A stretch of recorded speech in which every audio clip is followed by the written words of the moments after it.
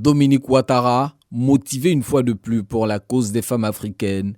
Depuis New York, la première dame de Côte d'Ivoire se joint à ses sœurs membres de la mission de paix des premières dames d'Afrique, MIPREDA, pour statuer sur le rôle des femmes et des filles dans la promotion de la paix et de la sécurité.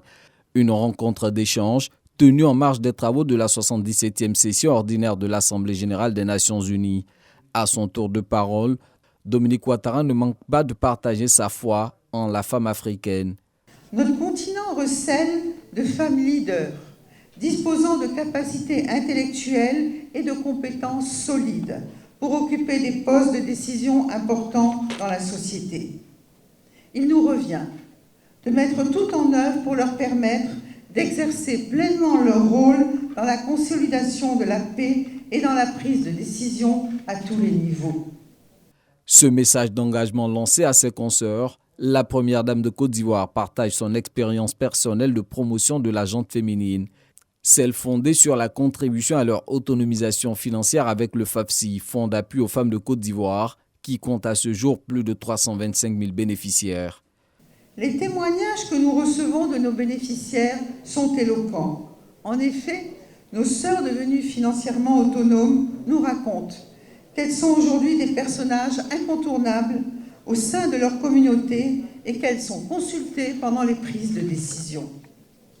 C'est ainsi que lors des crises post-électorales que notre pays a traversées, les femmes ont joué un rôle majeur dans le règlement des conflits.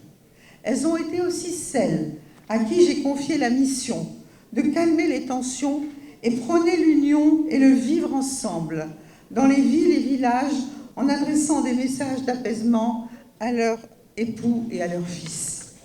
Créée en 1997, la mission de paix des premières dames d'Afrique est dirigée actuellement par Aïcha Bouhari, première dame de la République fédérale du Nigeria. Elle a été portée à la tête de cette institution en novembre 2021 lors de la 9e Assemblée générale tenue à Abuja, au Nigeria.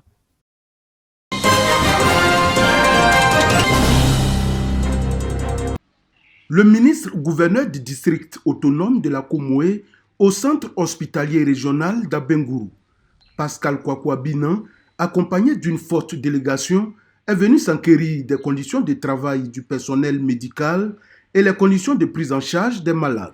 C'est par la maternité de l'hôpital qu'il a commencé cette visite. Premier constat, les problèmes d'étanchéité dont souffrent les différents bâtiments.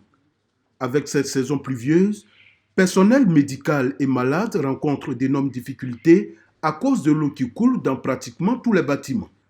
Un tour au bloc opératoire et c'est la désolation.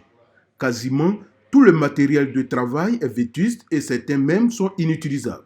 On fait l'effort de travailler dans ces conditions difficiles parce qu'on a l'étanchéité du plafond qui arrive. Quand on opère, on a véritablement des poumons dans la salle. On a les cianétiques qui sont pratiquement défaillants. Voilà. La table d'anesthésie aussi est réglée.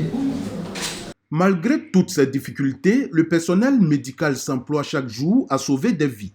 Dans les 2 blocs opératoires pratiquement dégarnis, ce sont environ 1000 opérations qui sont effectuées chaque année. À côté du bloc opératoire se trouve un bâtiment flambant neuf.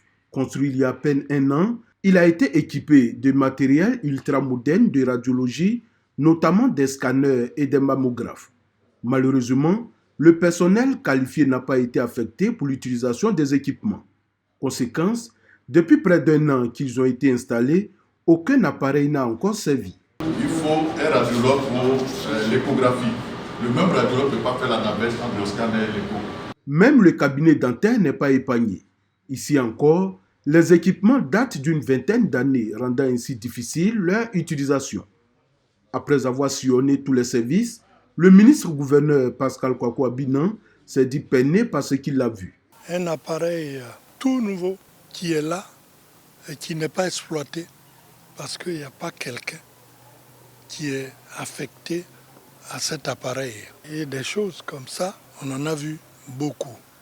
Mais bon, ce que je regrette au niveau même de l'administration, dans un centre comme celui-ci, il y a des problèmes d'étanchéité. C'est pas normal. À l'issue de cette visite, la direction de l'hôpital a remis au ministre Pascal Binan un livre dans lequel est consigné toutes les difficultés du centre hospitalier. L'ex-président du conseil régional de l'Indénie-Guablin a promis se faire l'avocat auprès des autorités compétentes afin qu'une solution rapide soit trouvée au CHR d'Abengourou.